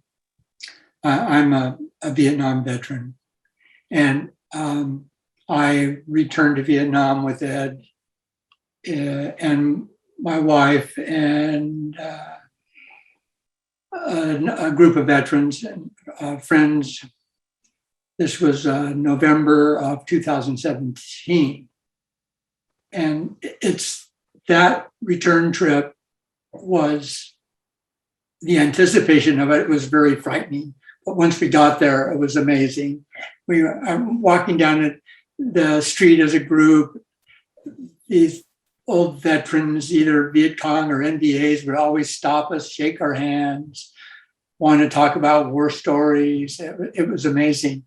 It's the single most healing thing I've done for my my service in Vietnam. When I first got out, I never talked about that I was a veteran. I never said anything. I just buried it all, and I didn't. I lived in denial and I self-medicated with alcohol and drugs for years. And it wasn't until I met Ed that I realized that I had been living with this, and I had just buried it. So going back there and being welcome and everybody talked about how we are friends now, and we were all doing the right thing. We thought we were doing the right thing. We were fighting for a cause that we thought was just. And there was just this tremendous amount of forgiveness. And when I was there, I was in the Navy, and we had anchored in Da Nang Bay, and there our ship was exposed to Agent Orange. And all my friends that I've known on the ship have died in the last 15 years from exposure to Agent Orange. There, with the group and the help of Song Tran, our guide, we did a little ceremony for saying, I finally got to say goodbye to my friends. And that was extremely healing. And then making restitution to the orphanage and to some individuals, NVAs and Viet Cong. That was all part of the healing process. So, Michael, I would highly recommend going. It's an amazing experience, something that you'll never forget, and something that sort of lifted this weight off my shoulders. And I feel like I'm a total different person. Anyway, thank you. Thank you, Lawrence. Carol?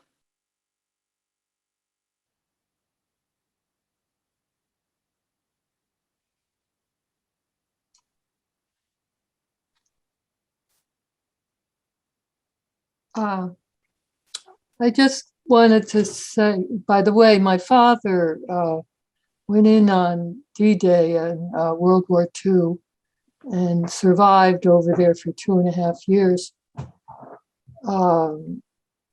And I have worked with veterans in my private practice and known veterans.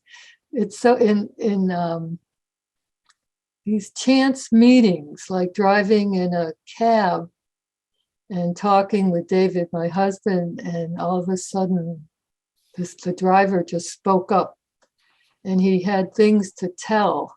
He had so many things to tell. And that's what this feels so right to me, and it feels so missing, because what I'm trying to say is was this kind of fragmentation. There's no for the United States, there's just no national, in my experience, other than the monument is a healing national experience. But this is really amazing to hear from the people who actually went there and wished to go there, this desire to go back and talk to people. And I didn't know about this side of Vietnam at all, really. So I just wanted to thank you. I'm just absorbing it all.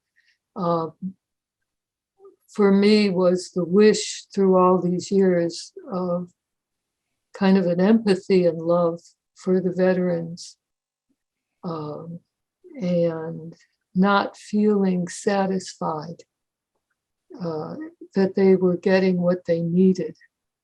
Just the whole thing feels so wrong, and this feels so right. That's all I'm trying to say. This feels so right.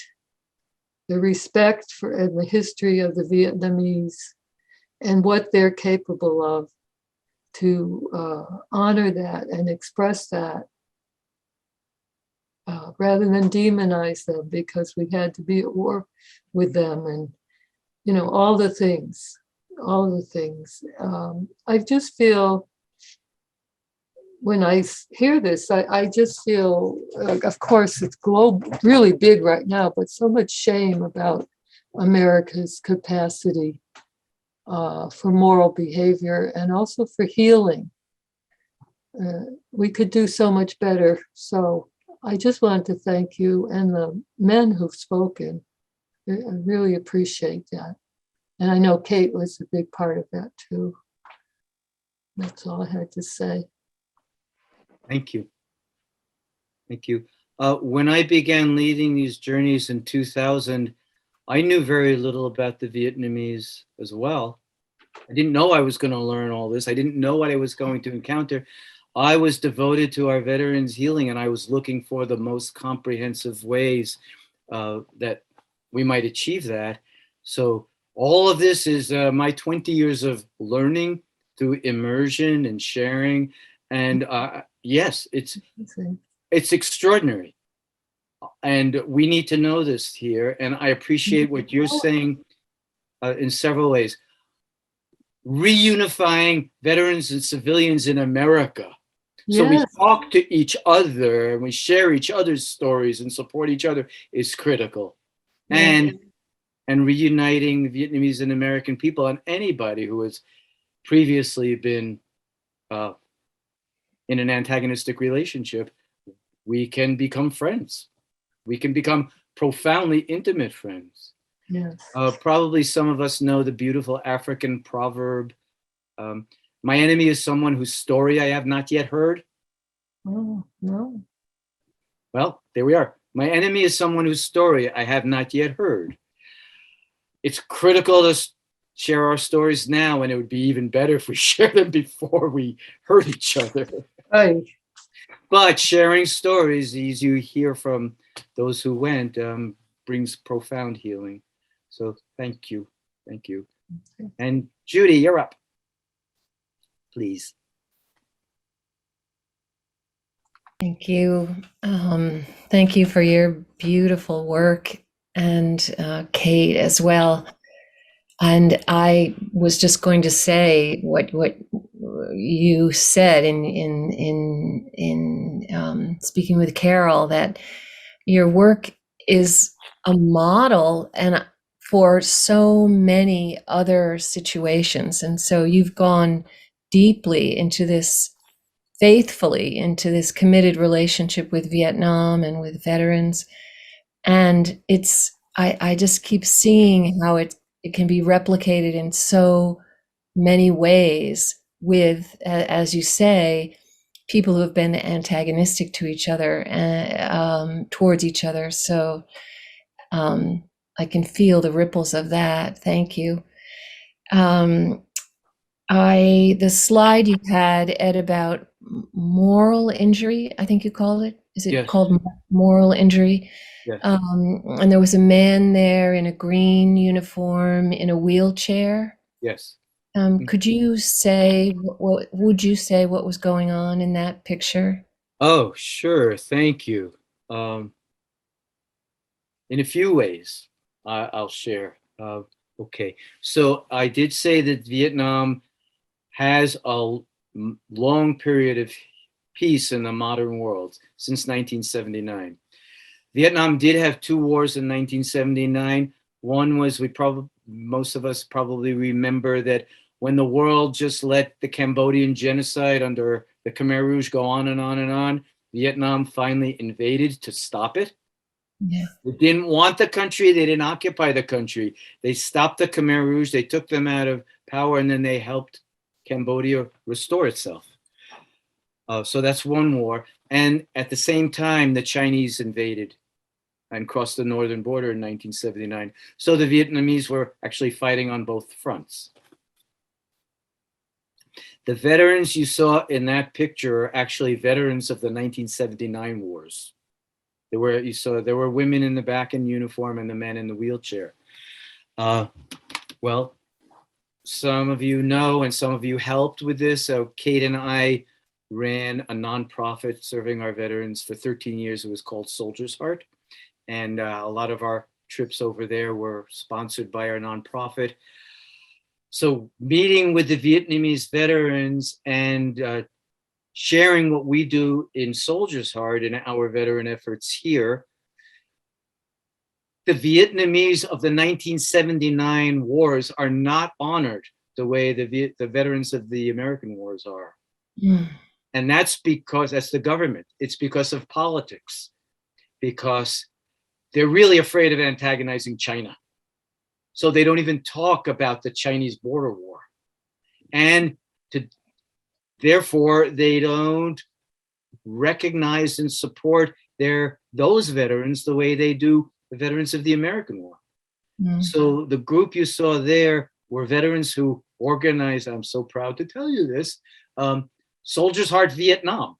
They started a national veteran support organization for the veterans of the 1979 war, modeling what we've been doing for our Vietnam veterans here. So it's not only them given to us, obviously, it's them also taking from us and using what we have to offer as well as we do for them. Well, thank you for noticing that. Yeah. Yeah. So I think Andy and then Edward, please. I heard something new, Ed, that the journeys to Greece you did repeatedly, and I heard you describe it almost as a warm-up for Vietnam, that it was some kind of preparation. I imagine part of that's logistics, like how do you get a group there and have an encounter, but there's also the spiritual preparation, the mind and the heart working together and preparing for these kind of deep encounters. And I wonder if you could talk about that preparation.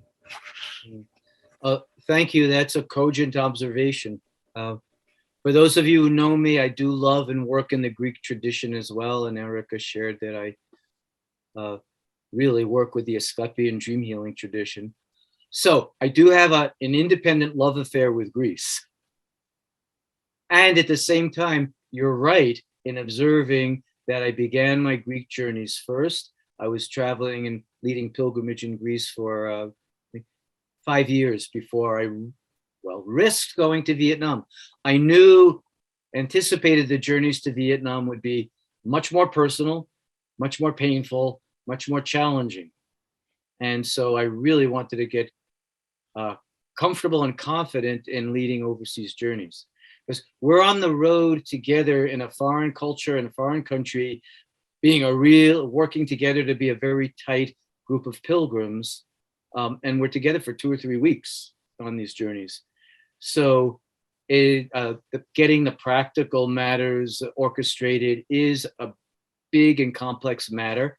And Kate and I do, and Song, strive to make sure every practical detail is in place so they don't bother our travelers, and so we can travel smoothly. But the deeper matter is what you were putting your finger on, that we are on pilgrimage together. Pilgrimage is an ancient sacred practice where we leave the ordinary world behind and we travel great distances to sacred places to take our souls on journeys for spiritual awakening and healing.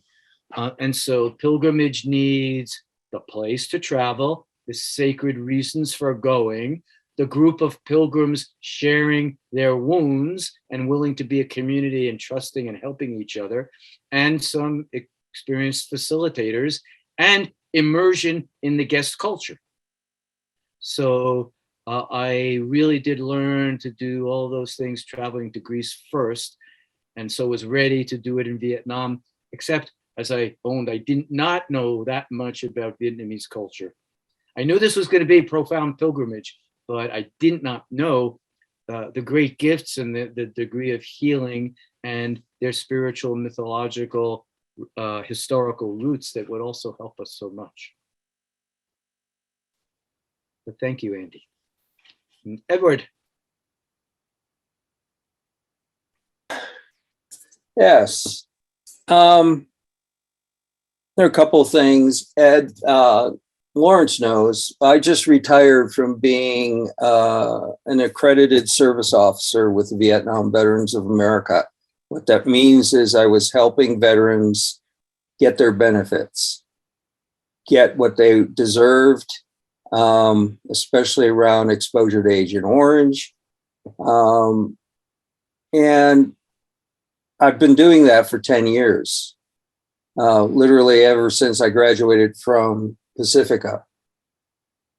And the thing that saddens me the most in doing that work is that how many Vietnam veterans and even Iraqi, Afghanistan veterans do not know what they're entitled to, or have to fight harder than they did when they were in service to get their benefits. You know, Ed, we talk about Agent Orange. We just finally added 5 new presumptives to the exposure to Agent Orange and restored presumptives for Blue Water Navy people, except if they were on a ship beyond 12 miles. And our new veterans are now dealing with burn pit issues. And even there, the only thing that they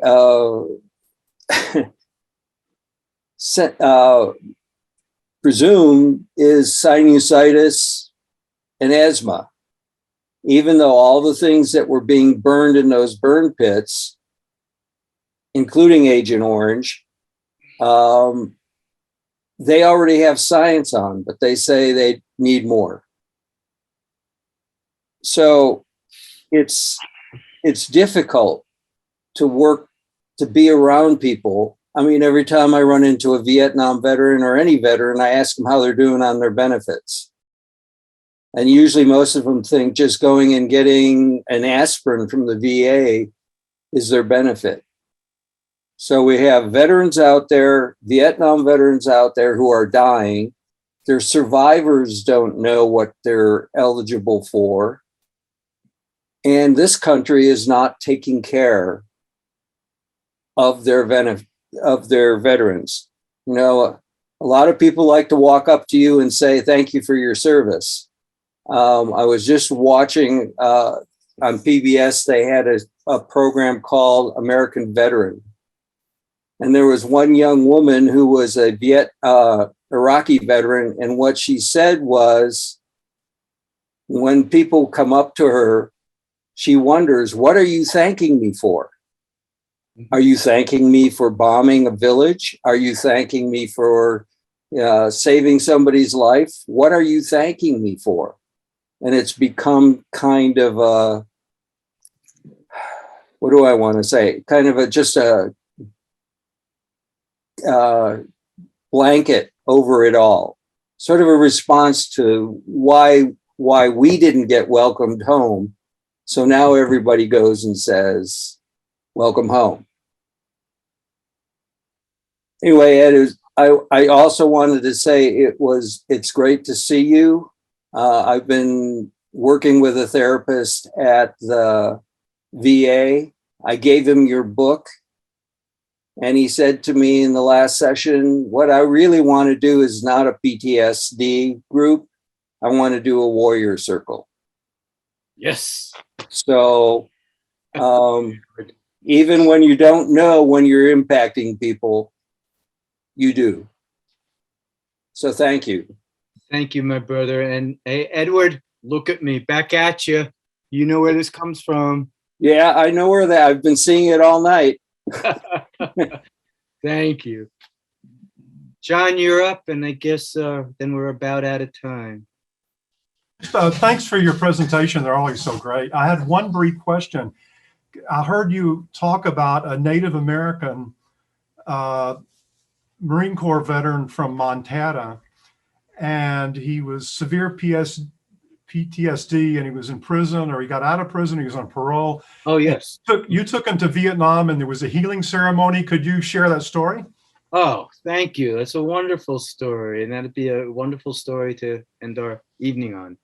Yes. I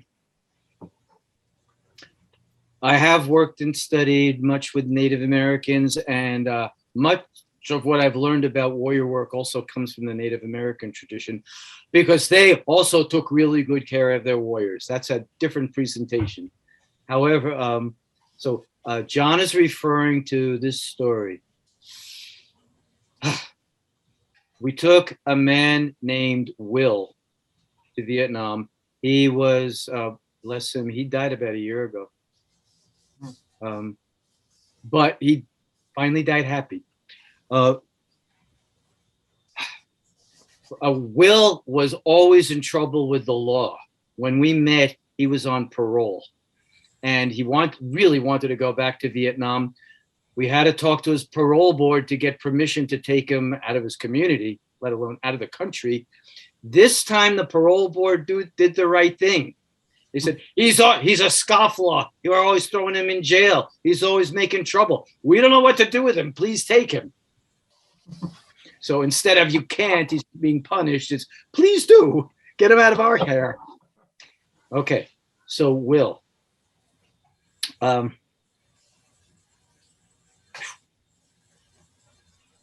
This is his first combat story, and a major thing we returned to heal. Will is Kootenai Salish Native American from Montana mountains, as John said. He was taught traditional warrior and hunter practices. He was taught that if you take a life, you're responsible for the soul or the spirit that you've released, and you've got to do ceremony immediately for that soul to release it. So it's okay and you're okay. And the death becomes clean. He was in his very first firefight. He and a young Viet Cong veteran both raised their rifles and were pointing at each other, and their eyes met before anybody fired. The Vietnamese soldier, when he saw Will's eyes, picked up his rifle and wouldn't shoot. This was Will's first time in a firefight, and he was scared, and he pulled the trigger and killed the man. He went up to the body, and he began to do his traditional native prayers. And he had some tobacco, some herbs that he was carrying, and he started to sprinkle the herbs over and do the proper ceremony when his squad leader came over and smashed him on the head and cursed him and called him names and ordered him to stop and to get back with the rest of the squad.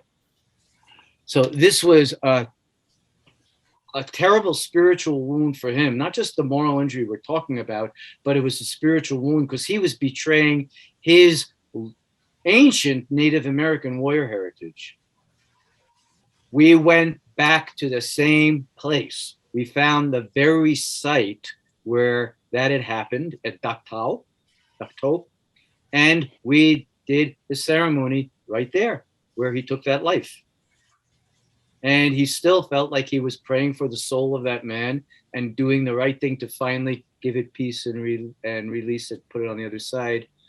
And as we were doing that ceremony, and we were in a really remote place, Vietnamese people just showed up and joined the ceremony and did the ceremony with us. That happens a lot in Vietnam. This wasn't the only time, but magically, like out of the ether, the Vietnamese showed up to help this ceremony and to support Will and give him comfort and forgiveness.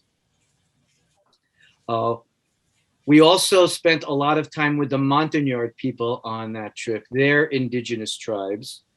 And Will and we had another Roger Nupkus, another Marine veteran from the same reservation. They had both brought their tribal flags.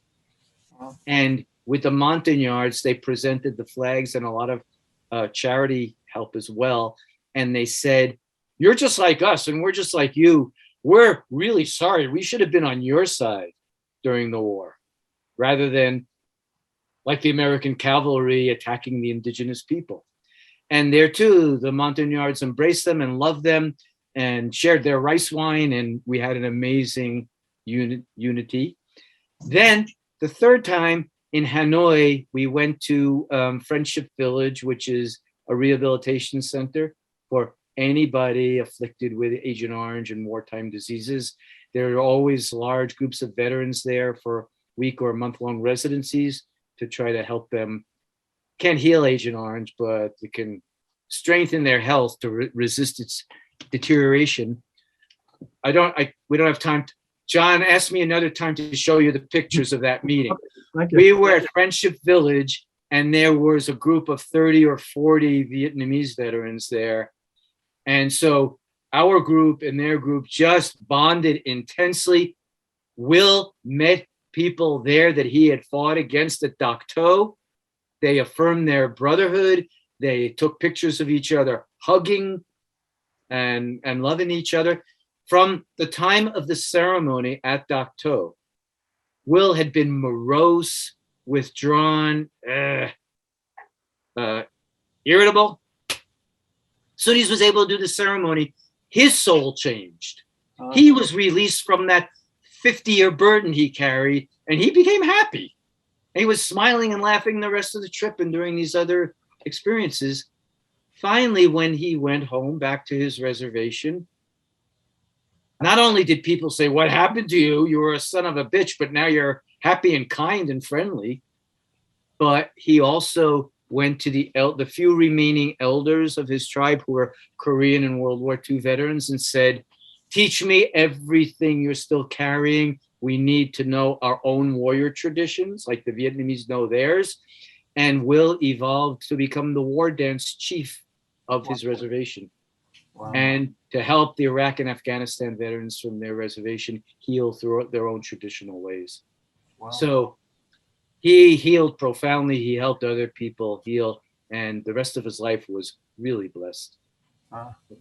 And that's a wonderful story for us to close on tonight. Thank you so much. So we won't go back to the slide.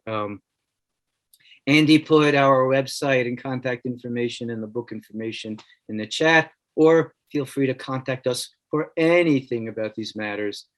I did have a slide with a beautiful picture, but I'll just recite to you it instead. Some of us know about Marble Mountain. It was it was outside Da Nang, and it was a very severe battle during the American War. There was a Viet Cong field hospital in a cave inside Marble Mountain. And so the Southern troops and American forces attacked it, and it was brutal fighting there. But Marble Mountain is actually an ancient sacred set of 5 different mountains. The Vietnamese call them the mountain of the 5 sacred elements. There's the mountain of water and wood and fire and air and earth. And when you approach Marble Mountain, we can see the site where the battle was, but the mountains are covered with pagodas and sacred sites and wisdom from the Buddha. And when you arrive at Marble Mountain, one of the first things you see as you begin to climb is a plaque with a quote from Buddha that says, and this is the prayer we'll end on together, for all of us, for each other, for our world. On Marble Mountain, the site of this terrible battle, is the site of this sacred ancient worship, and Buddha teaches there and for always. Hatreds never cease by hatreds in this world. By love they cease. This is the ancient law. Hatreds never cease by hatreds in this world. By love they cease. This is the ancient law. And this is what we achieve together with the Vietnamese.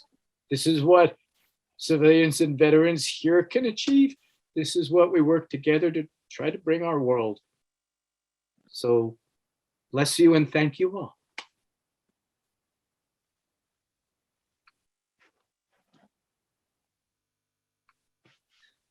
You're all very welcome. Thank you, Ed. Thank you, Ed. And don't forget to help Thanks, support Ed. our Young Association. We don't get paid for this. We just keep it going to feed our community. So thank you, Erica, for your leadership, and everybody, Carol, Elric, Chris, our board. Ed, how do we make a contribution?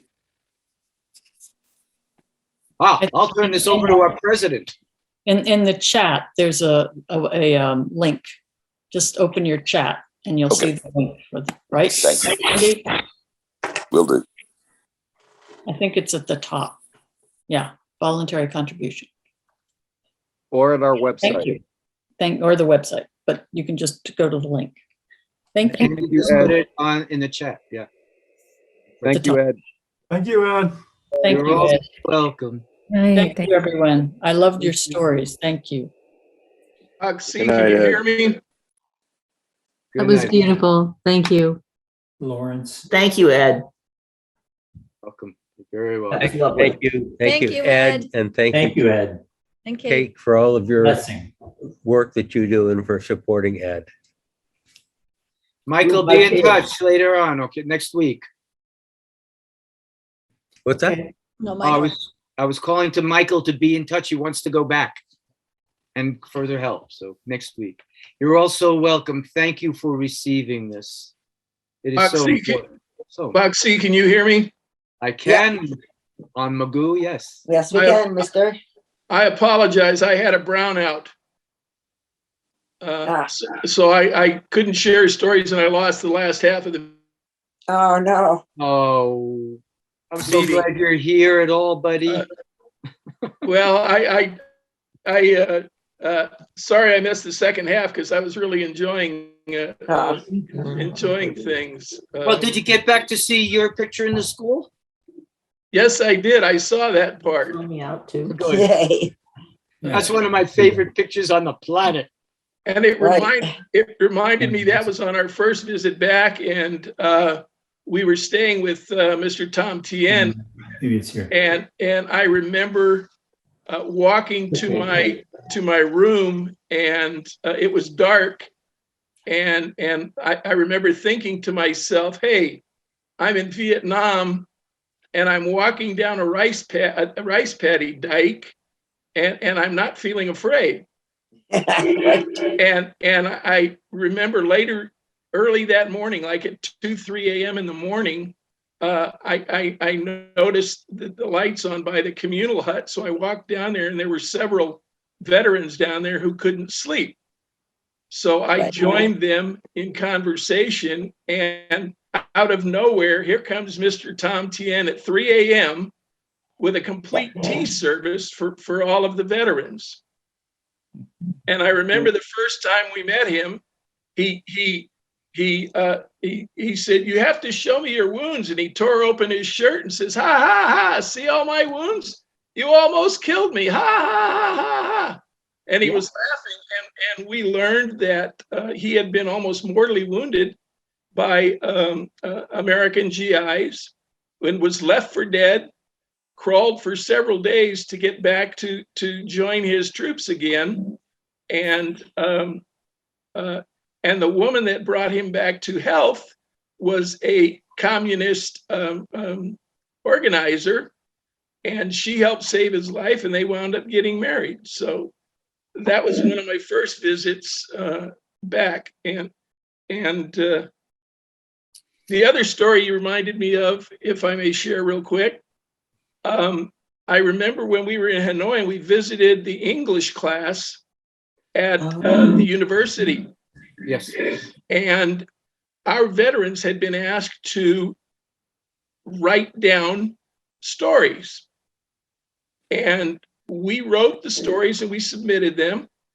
And there were also NVA soldiers at this gathering, and they were also asked to write down their stories and submit them. Well, the English class translated the Vietnamese stories into English and translated our stories into Vietnamese. And then they read our stories and we read their stories. And I have to tell you, that was one of the most moving experiences of all the times I've been back to Vietnam. And I can vividly recall looking at their faces, and they completely understood what they were reading, that we had written. Mm-hmm. And our veterans completely understood what their veterans had been writing. Right. Yes. Yeah. Oh, so there's just a couple quick stories. Good, thank you, Mugu. Yes, I vividly remember that too. Is the veterans were almost grabbing the stories out of each other's hands, saying, "Your story is mine, my story is yours. We're really the same." It was magnificent. Thank you for bringing those wonderful memories. Yeah. Michael, you get it? See what's possible? Yeah. I do. And Michael, if I may direct this to you, that picture of the American veteran and the NVA member was taken at a place called the Friendship Village outside. No, that was it. That was in the Highlands. But we also visited a Friendship Village in Hanoi, where there were NVA soldiers who had suffered from exposure to Agent Orange, and their children and grandchildren were being treated there at the Friendship Village. And I can remember there were several instances where our veterans and their veterans had actually fought against each other. Yeah. And the ability to just put a face to that experience was enlightening almost beyond description. It's all one, brother. Absolutely. Yeah. Absolutely. And by the way, Doc, I'm in the next time we go back. I can't wait. Good. Cool. Okay. Let's hope we all live long enough through this pandemic that we'll be able to go. Yeah, here we go again. Yeah. Here we go again. But hi, Kate. This affirms that we have really important things to live for. Absolutely. It helps restore my spirit against the terrible times we're struggling with. And while I have you on, Doc, did you get my note about the bird? No. The other morning I got up and I opened my front door, and there was a dead starling right at the front of the door. Wow. And I looked up Native American tradition and what does starling represent? Yeah, and apparently there are several meanings that it could have, and the one I hope it meant was it's the start of a new path for me. Ah. I would say so. Yeah. Yeah. Yeah. I know a bit of the backstory. It sure is. Yeah, really. Hooray. Very cool. Very cool. So anyway, again, apologies for, and hi, Gail. I just noticed you down there. Are you still with us? Yes, unmuting. Yeah, I couldn't send anything to you in the chat, so I sent you a personal email saying, hey, Magoo. Well, it's great to see you. And you too. And thank you all for indulging me. Thank you for the beautiful story. Yeah, thank you for the story. Well, anything else for this evening, my friends? Just want to thank you, Ed. It's very touching. Blessings to all. Yeah. Thank you, Joe. Great, always Joe. great to see you and share with you, buddy. Yeah. Did you get your book yet? Yeah. No. Okay. For anybody who's ordered it, it's really slow. I only got mine last weekend, and It just mailed mine yesterday. yeah, the supply chain is slow and broken down, and the printer couldn't even get enough paper during the print run. It's hard. But are you talking about the new book? Yeah. Yeah. Do I have to get a copy and then send it to you to get autographed, or will you send me an autograph? How are we going to work the logistics on that? You get a copy. I'll find a beautiful book plate and inscribe it and mail it to you so you can paste it in the book. How's that? Okay. For your only for your first copy, because you bet when we're together again, I want to hand you one from my heart to yours. But I don't want to wait you to wait that long to read it. Yeah, it works for me. Good. Yes, you too, Gail. Thank you. I was sneaky. I didn't want to start an avalanche of requests. Ed, I just tried to donate to the Mother Pig Project, and I can't figure out how to do it on your site. I can't figure out how to do the Venmo thing. Same here. I'll contact. Make a direct donation. There wasn't a Venmo button when you got there? Then Venmo takes me through all these things that I can't figure out how to do. Okay. Okay. Then we'll work on the site to fix that. But meanwhile, if it's not trouble, you could give me a check. Sure. I have a dedicated account just for that. That's going to Vietnam. Okay. In about 10 days. Cool. So a check is good. Thank you so much. Yeah. And now that I got back, I'm going to leave again, and I just want to wish everyone the best for the rest of the holiday season, and peace and love, and everyone, please stay healthy. Yeah. Safe. Safe and healthy. Masks. Yeah. Yeah. You as Thank well, you. Tocayo. It's When you always have the hard same to first name in Spanish, you call him Tocayo. Good night. Good night, all. Night. Good night. Thank Good you. night.